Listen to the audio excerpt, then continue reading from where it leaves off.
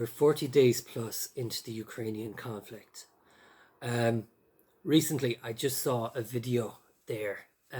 It was a group of young fellas, Ukrainian soldiers, militia, volunteer fighters, and they are following an armored fighting vehicle into a district, possibly Irpan, or one of those districts that's been recently been liberated from the retreating Russian forces. Um, but it's an eclectic mob, right? They're not regular soldiers. These lads, I think a couple of them didn't look older than 18, you know. But there was two of them, and this fella, he was carrying an RPG weapon, a rocket propelled grenade launcher, and he had it slung across his back, and he bent down to tie his laces, and the weapon fell off his shoulder, and the nozzle of the weapon went bunk into the mud. And I remember saying to myself, like, he'd want to clean that weapon now before he uses it again, or else he's going to get a face full of mud and cordite. Um, and then there was this other guy.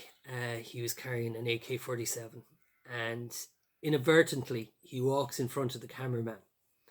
And when he realizes what he'd just done, he just turns around to the cameraman and gives this teenage, lazy kind of smile on his face. And he just he just did that signal. And I just I felt so proud of him. He is a trooper, an incredible man, an incredible young man. It's hard to believe that 40 plus days ago, those lads would have been spending their weekends on the couch, watching telly with a beer in the hand, talking about women or whatever, thinking about their choices in life. They'd be they wouldn't have many problems or issues. They might have a bit of an issue with the neighbours or people complaining about them or whatever. But all that's gone now. 30 days has changed them completely. They've been sleep deprived. They've had no regular meals, no running water, no electricity. They've been told that their country has been invaded. They've been shown the basics of basic weapons training and tactics. They've seen the Russians. They've survived their first encounter with them, and they've actually looked at them through the barrel of the gun, and some of them may have actually fired and killed some of them. And after 40 days of seeing so many horrible things, after 40 days of seeing war and the consequences of war, they're now super. They're like nothing will ever faze these people. They are physically, they're robust, mentally they're resilient, and they totally believe in what they are doing. They have a purpose in life that can't be taken away from them. They will have the height of honor, the height of dignity. They are going to be incredible, and they're unstoppable. They really are unstoppable. And now they are deploying to the eastern side of Ukraine, and I have no doubt in my mind that they will achieve what it is that they are told to achieve. And then you think about the other guys, the Russians, okay? 40 days plus, they were mobilized from their barracks. They hopped onto their transports and they went to Belarus.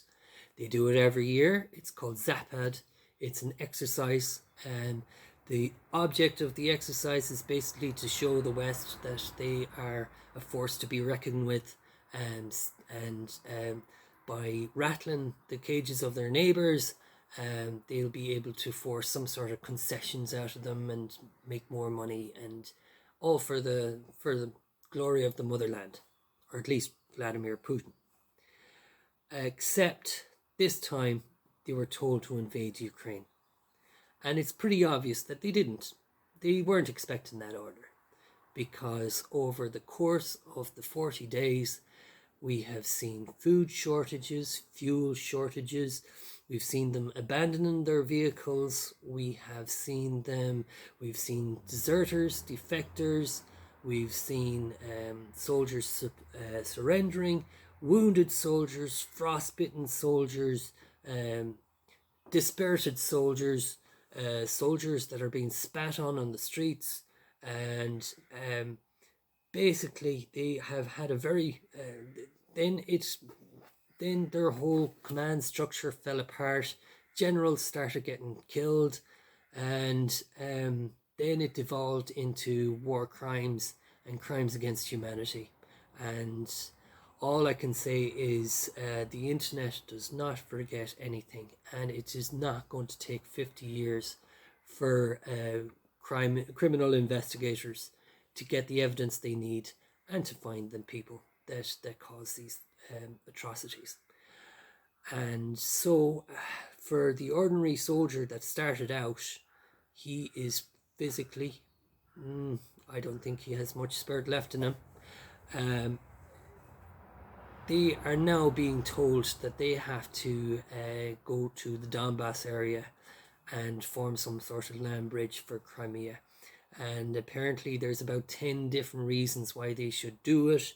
The Ukrainians only need one, and those Russian soldiers are not going to survive very long. And neither will the mercenaries that are being called into the area. They're not going to survive very long either, because they don't fight for country, they fight for money. And as for the poor desert fighters from Syria, I can only imagine that it's a solution for Assad to get rid of people that he doesn't want. So it's not looking pretty for round two, and all we can get from that is, for our own sakes, stay fit, stay clean, fit, healthy, stay mentally resilient, don't watch too much negative propaganda, and look after yourselves, look after your family, look after your friends, your community. Enjoy your freedoms and have faith in democracy.